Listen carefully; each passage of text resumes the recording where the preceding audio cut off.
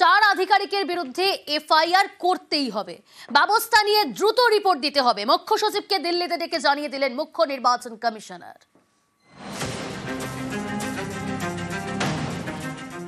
মুখ্য সচিবকে দিল্লিতে ডেকে বৈঠক।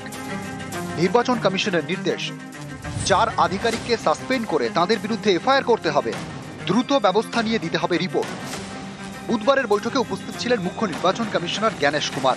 ৪৫ মিনিটের বৈঠকে মুখ্য সচিব মনোজ পন্তকে কমিশন বলে, চার আধিকারিকের বিরুদ্ধে কোনো ব্যবস্থা নেওয়া না হলে আগামী দিনে সেটা অন্য রাজ্যের কাছে উদাহরণ হয়ে দাঁড়াবে। এটা হতে দেওয়া যাবে না, তাই অ্যাকশন নিতেই হবে। মুখ্য সচিব বলেন, চার আধিকারিকের বিরুদ্ধে তদন্ত করছে রাজ্য, ৩ সদস্যের তদন্ত কমিটি গঠন করা হয়েছে।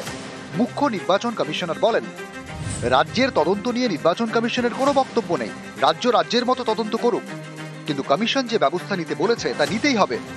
তখন মুখ্য সচিব বলেন, সরকারি আধিকারিকদের বিরুদ্ধে পদক্ষেপ নেওয়া হলে আগামী দিনে তারা কাজ করতে ভয় পাবেন।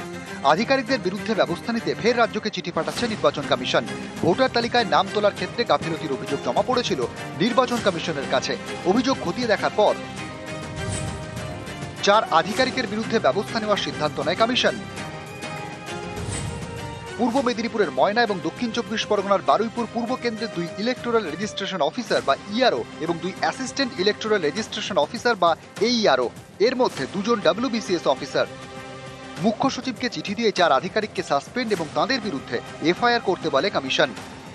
সোমবার কমিশনের চিঠির উত্তর দেন মুখ্য সচিব, জানান, আধিকারিকদের নামে এফআইআর করা হচ্ছে না, তাঁদের সাসপেন্ডও করা হচ্ছে না। ৩ সদস্যের একটি তদন্ত কমিটি গড়েছে রাজ্য, তদন্ত করে কমিশনকে রিপোর্ট দেবে।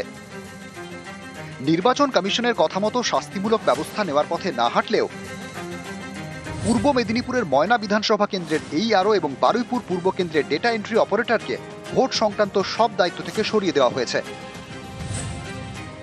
মুখ্য সচিবের এই চিঠি পাওয়ার পরই প্রশাসনিক চাপ বাড়িয়ে তাকে দিল্লিতে ডেকে পাঠায় নির্বাচন কমিশন।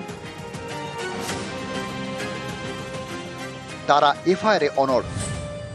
নিউজ 18 বাংলা।